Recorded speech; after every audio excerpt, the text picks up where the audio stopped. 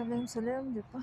У нас у казахов так принято, что если взрослый человек, там, старая Апашка, там, старый Анташка, то надо его уважать, что он там глава, там, типа, последнее слово за ним, только он решает.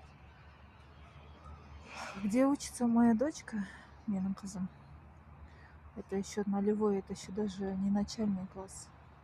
Есть одна Апашка, и она говорит, что ей 75 лет, и она зачинщик, она собирает деньги, она любит вот дарить, она не бесплатно дарит, она собирает от нас денег, вынуждает, если ты не даешь, то типа я типа бедная, мать-одиночка, у меня нет мужа, типа я никто, типа я там какая-то бомжиха, бичиха, по ее мнению, это по ее типа мировоззрению.